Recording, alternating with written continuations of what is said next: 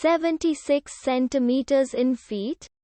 First of all, we need to know the value of 1 centimeter in feet.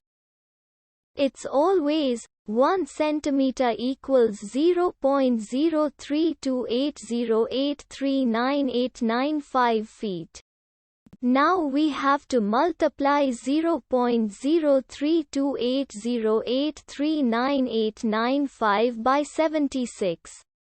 Therefore, 76 centimeters times 0.03280839895 feet equals to 4,934,383,202 feet. So, in other words, 76 centimeters equals to 4,934,383,202 feet. We hope you have enjoyed this video.